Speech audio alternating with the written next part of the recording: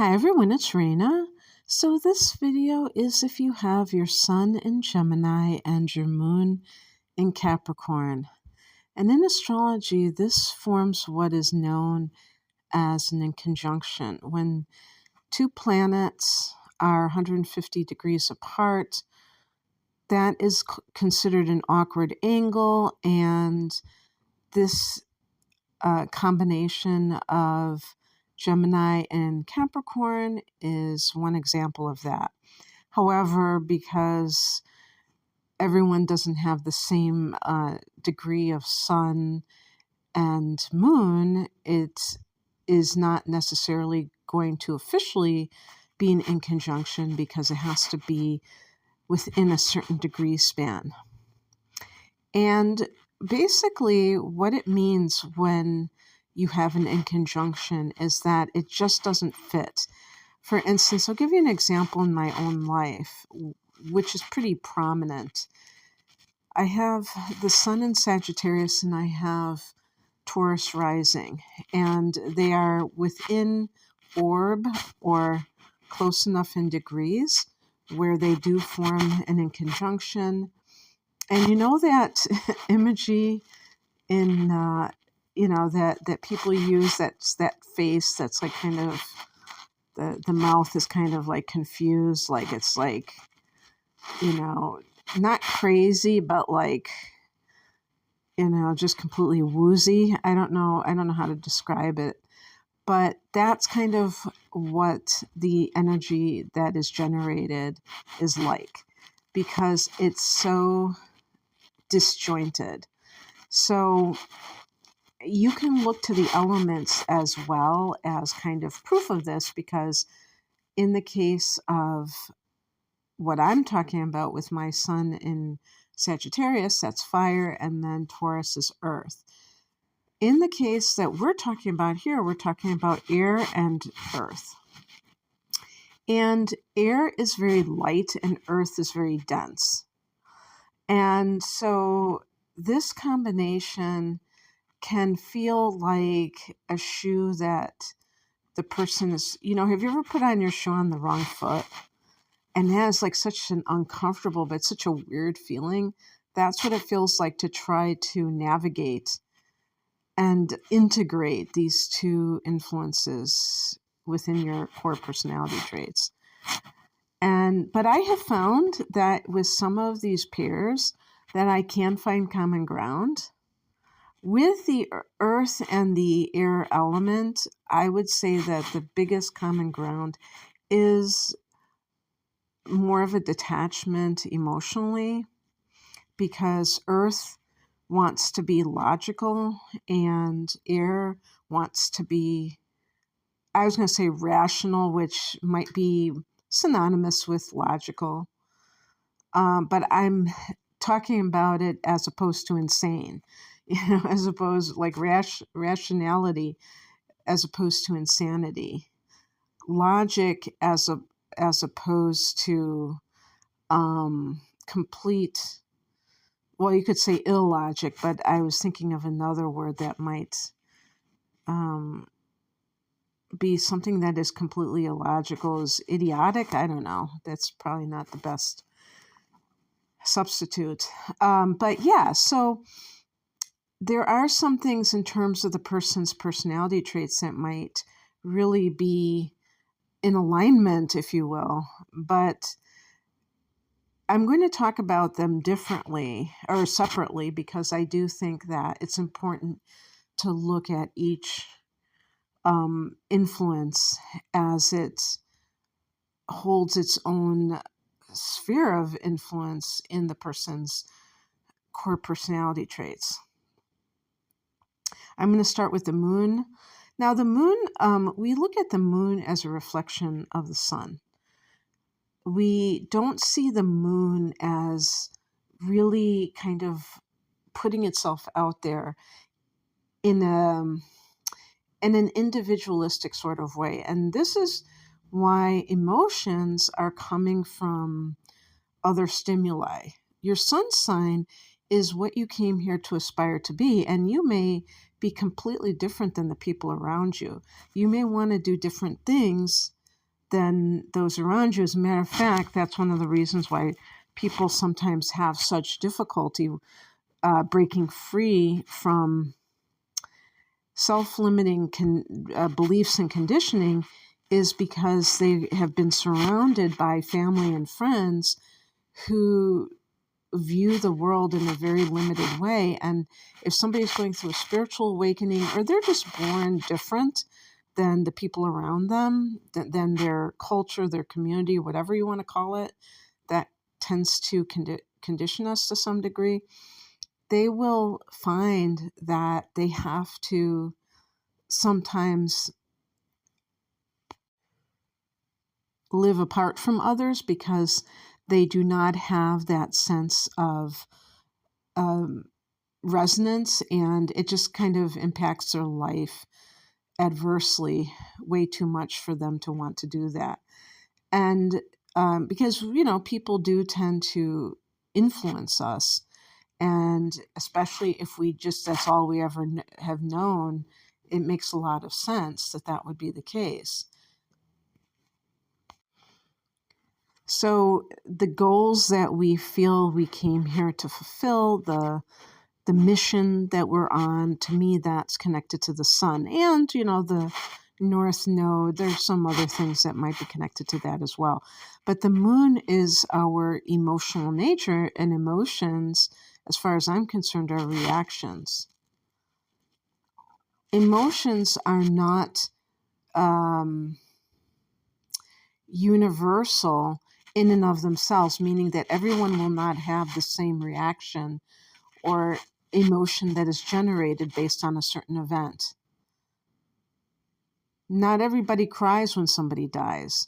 That doesn't mean that they're heartless. It means that they may not believe in death, and they don't think that or they might think that it's actually a good thing for that person, and they don't have that sense of sadness because they know that they're going to see that person again.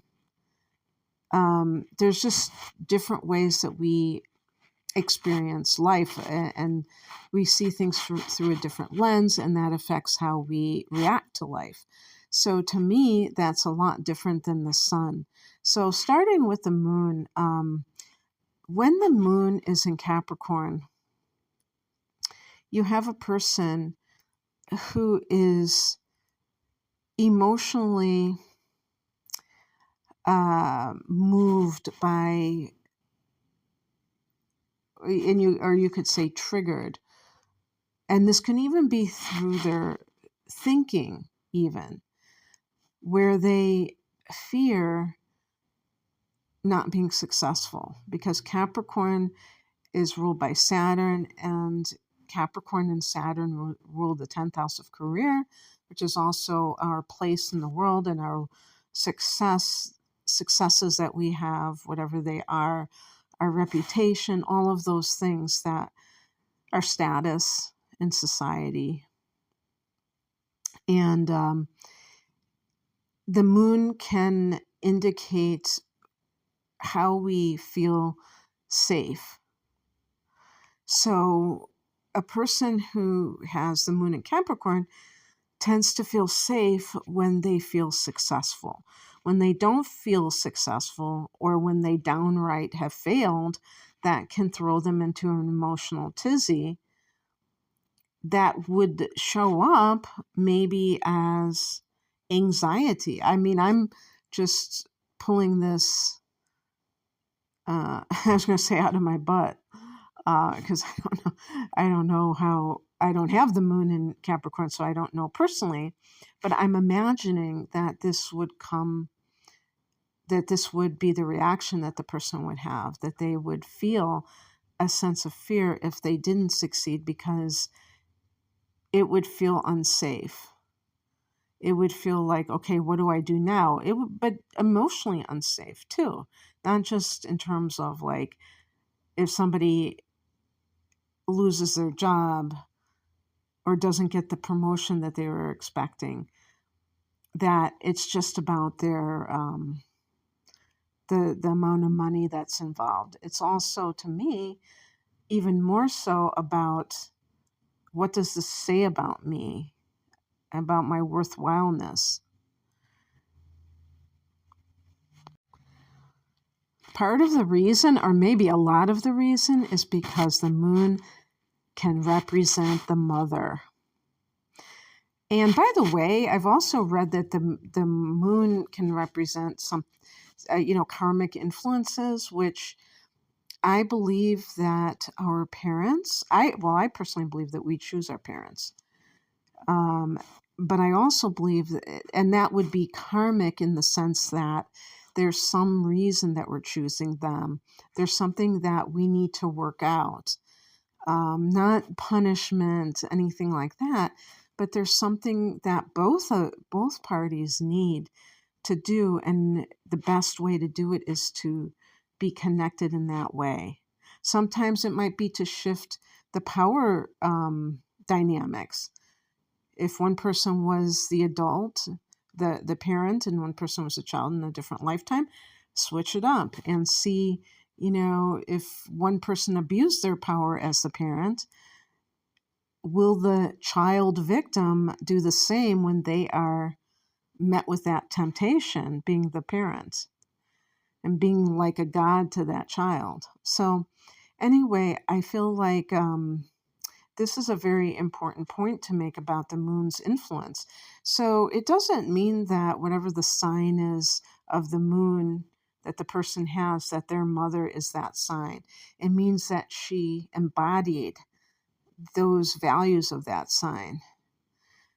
And for somebody who has this moon position, the mother may have been very ambitious for you. I'm assuming, based on my, looking at my analytics, that most people listening to this are adults.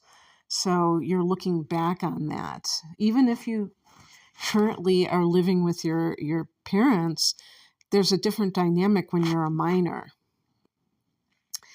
And so it can be that the parent wants you to be successful, whatever. See, and we have to remember that those terms like success are completely subjective. One person's idea of success is completely different than another person's. And even if you take it like the traditional definition, somebody might say, and I'm speaking as an American in terms of the monetary system, but if the parent is very materialistic and they want their child to make six figures and the child makes $70,000 a year, and the parent doesn't think that's successful enough, then that could create conflict. Whereas somebody else, maybe somebody who comes from an economically depressed community, might think that's hitting the jackpot. My son or my daughter makes $70,000 a year and brags to their friends because that is, above average income in the United States. It might be considered middle class, I'm not sure, but it certainly isn't too shabby. So, so it's all relative and it's all subjective. But that may be what the parent wants. Or maybe the parent says, I want you to be a doctor. Things that have status in our society. Doctor, lawyer. I was going to say Indian chief. But no, engineer, whatever. Even a nurse, even though, and I'm not putting down nursing, but I'm saying that usually when we talk about these things, they say, I want my child to be a doctor. Being a nurse doesn't require going through the same amount of schooling and all of that, but it's still, some parents want their children to have that type of job, if for no other reason. They say it has a lot of demand and it pays very well. Okay, whatever it is that they want. The point is that doesn't mean that this is what you want. And that's where things can get really tricky. And what makes it even more so the case is that your sun is in this sign that forms in a conjunction. in theory at least, maybe not in your particular chart, but it's incongruous enough for it to be something that is not what you necessarily want, meaning that because Gemini is an air sign ruled by Mercury, you tend to be very clever, intellectual, and so you may, I'm saying if somebody is clever and intellectual, they may favor types of work that involve their mind and ideas, like being idea people. So some of the things, what just flashed in my mind is watching Dick Van Dyke when I was a kid. Well, just to let you know, it was reruns, not the original run of the show.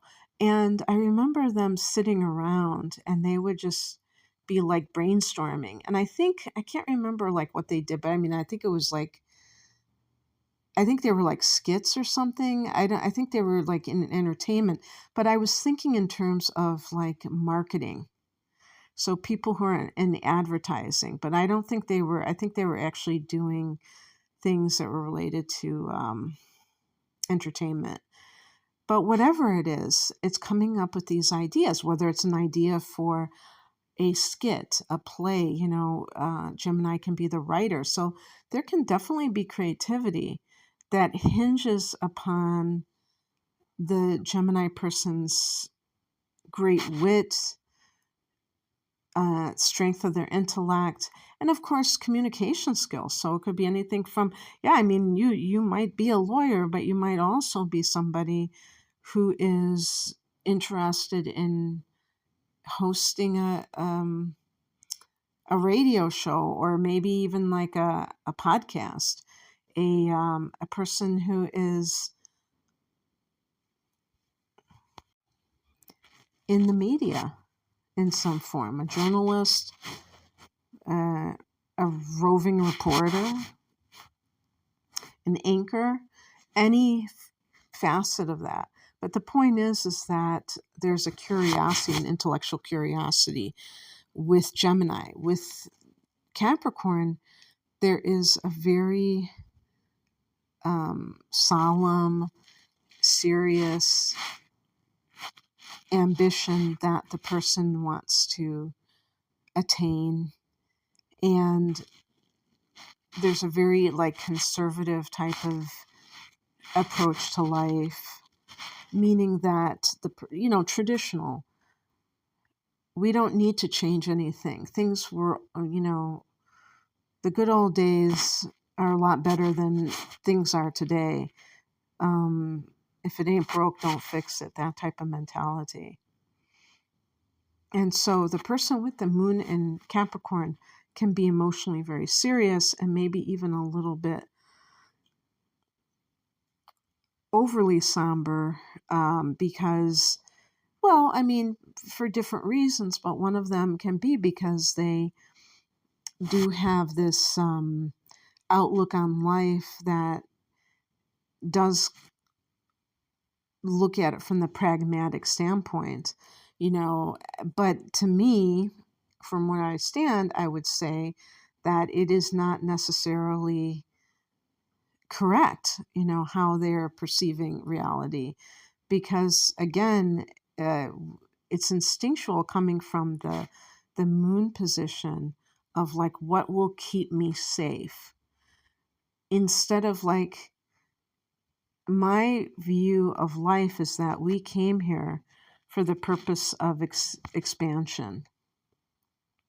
This is what Esther Hicks mentioned with law of attraction, and I immediately resonated with that, is that is the ultimate goal. So you see, when you kind of think of it in those broad terms, it's not about becoming a doctor or getting a master's degree.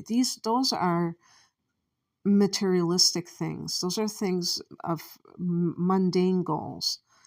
But when you talk about what does that really symbolize to get a master's degree.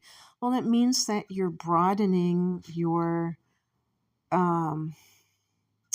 bank of knowledge. But, knowledge, not necessarily wisdom, but knowledge. So the point is that even those types of goals, ultimately, they can lead to a feeling of expansion, a feeling of growth. And growth comes when we go into new territory, not when we just stick to the same old, same old. So that's another thing that can be a bit of a dichotomy within yourself. Gemini loves novelty, loves the new. Capricorn loves the tried and true. And so that's where your instincts lie, is to like, nah, I don't think I want to try that new dish. I mean, I really like this thing, and I'm gonna order this again. Because what if I don't like that? Then what would happen? And that I'm saying that because I do have that element to myself. And, and then when I do decide to try something, I always kick myself when it's something that I think sucks. And I think I know I should have gotten that other dish. But yeah, so this sense of wanting novelty and then wanting that sense of constancy, or what is the known quantity, but what is already respected because of what it represents. It's stood the test of time. So anyway, in terms of how what kind of work that you might do, this combination, I think, is great for anybody who is working in maybe like the public sector, and because Capricorn can rule structures. So whether it's government work, whether it is in maybe the healthcare field, anything like that, where you see the hierarchy and it's very intuitive for you. You can really see the dynamics that are presented there. Having the sun in Gemini allows you to be able to kind of articulate things that need, like if you're helping to reform or do something different, you're able to analyze very well from the Gemini standpoint and also articulate it. So it's very good for transforming these systems. And especially nowadays, we're seeing a lot of things kind of falling by the wayside, or at least on their way out, because they're just not working anymore, that are connected to the structures in our society and that connect to Capricorn. And this has been very, most dramatically illustrated by Pluto going into Aquarius. And I can feel pretty confident in saying that, because I know that it's starting like November, I don't know if it's November 19th, 17th, or 19th, when Pluto goes into Aquarius for good, at least this go around. It will be for 20 years. And God only knows what's going to happen to the internet and YouTube in the long run. So I know that a lot of people will be experiencing this transit that listen to this in the future. But with Pluto in Capricorn, it has been this kind of dismantling of these structures for good reason. So in terms of Gemini individuals, to have the moon in Capricorn means that you, and yeah, even like looking at it in terms of the transit, how it has affected you, it means that your emotional nature on the micro level, you have had to transform the way that you react to life. But on the macro level, this is about the intuitive connection you have with structures and how to work with them. And with the sun in Gemini, how to speak about them. How to, like, even, I was thinking even like a PR person or somebody who does presentations about various things, proposals as it pertains to like issues in like the school system or the healthcare field, whatever it is. I think, again, anything like advertising, because when you have the moon in Capricorn, it's like kind of having your finger on the pulse of the collective from the standpoint of what do people want? Since this is the place of success and being an earth sign, Capricorn being an earth sign, the material side of life, this can lead you to have an innate ability to know what people want and to be able to like, with advertising, it's all about the hook, getting somebody to buy something, kind of that mental trick. Maybe it's like a jingle, maybe it's a catchphrase. And that's where the Gemini person comes in, the ability to do that. And then coupled with the understanding of what it is that people would want. The professor, I say professor versus like a teacher of younger grades, because I think that the ability to disseminate more sophisticated knowledge would be happening with this combination. And there's just so many things that a Gemini person can do, because you're very versatile and you're very, very talented. And when somebody's intelligent, they can, fit into different careers very readily. Maybe there are some of you that are good with numbers. Having the moon in Capricorn, you may have an innate skill when it comes to finance, just being with that earth element. So it's like intuitive, and then coupled with a fine mind. So there are so many things. In terms of your personality, I think that this is a combination that makes for a really great comic. I would say both versions of this, like if the sun is in Capricorn and the moon is in Gemini, same thing, because Gemini is known for being very witty, just in an overt way, but Capricorn is known for being overly serious, but they also have that droll sense of humor, kind of a dry, almost like cynical way of commenting on life that is funny. And so this combination is great for that.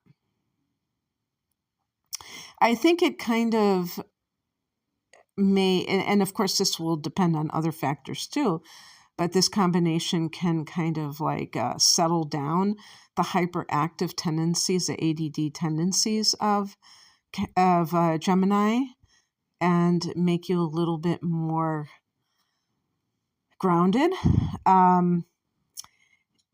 Because you're Gemini, you may have inner planets in, let's say, Taurus, which is a fellow earth sign to Capricorn. So that might even form a trine. If your Mars is in Taurus, that could be very good constructive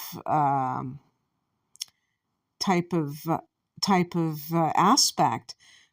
Venus might be in Taurus, or if it's in Cancer, that can make a Gemini person be much more what we would call domesticated and concerned with other people.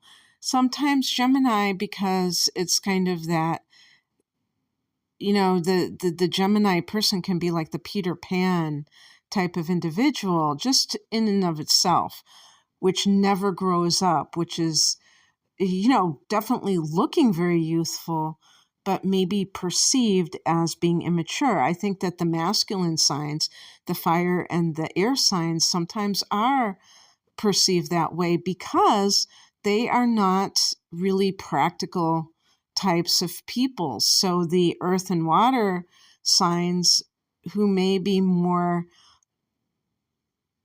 I would say, pragmatic, especially the earth signs, but also very very much in touch with earthly things, because even water is part of this world. And so, being able to handle money in the best way, being able to kind of like know what kind of investments to make and that kind of thing. I really believe that this combination, these elements, are able to do that more readily than air and fire. So that can be another plus for having the moon in Capricorn. Relationship-wise, well, I wouldn't say that it's, totally impossible, but it might be something where you do not marry young because you want to establish yourself career-wise. Remember that the moon is what's in Capricorn. I should have said in terms of personality traits, the moon can be rather cold. So this can mean that the person isn't necessarily romantic. I wouldn't say that this is a romantic combination, although you can have other influences like from Venus or what have you that may alter that. But just looking at it from this standpoint, this can be a person who is, not really that emotional. So their emotional needs don't need to be satisfied by a very close relationship necessarily. Now, as time goes on, I do believe that because Capricorn is in the mix, that having a family is something that you would value. But like I say, I don't necessarily think it would be when you're younger, because Gemini really likes to be free, to be able to move freely without having to answer to anyone or feel like you're tied down necessarily. So obviously there are going to be outliers, but in general, I would say that this combination would be motivated to settle down if they were ready to start a family. And so it's not necessarily these days in one's 20s, because there are a lot of people who have children in their 30s and even 40s, and I'm talking about the first child. So it's not that bizarre anymore to have a family later in life. And, I don't necessarily think that's a bad thing, because then you get the other thing out of the way, which is very important to you, which is establishing your career. But I do think that it is possible for someone like this to remain faithful. I just think of Gemini as a sign that is always looking for stimulation, looking for newness, and maybe you get easily bored. But when you have the moon in Capricorn, your emotions are kind of controlled in the sense that you're very realistic emotionally. So how that can play out is you don't, if somebody's very idealistic, like let's say somebody has a moon in Pisces, I don't necessarily think that they would stay faithful if they were in a relationship that was struggling, because when somebody is very romantic or idealistic, they're looking for that romantic stimulation. It's almost like a drug to them. And so that infatuation stage, the passion, the poetry, that kind of thing, that's what they live for. And if they're in this, and also just even in a relationship that has been around for a while, where some people can get very bored by that predictability, and they're like looking for a new stimulation. Now, that might be the one thing that Gemini could possibly do, but because the moon sign, I think the moon sign is more indicative of whether or not somebody would seek that out. So I don't think that somebody with the moon in Capricorn is going to feel the need to do that. They might be, like I said, more pragmatic and say, well, this is just how relationships go. After a while, after the infatuation wears off, then you just kind of have this, you settle down, and it's not supposed to be skyrockets all the time. So they're not going to be looking for that in the first place. And they will be more likely to be satisfied with what they have. So anyway, that's what I have for you. I hope that this resonated. If you would like a private reading, the link is below. Take care. Bye.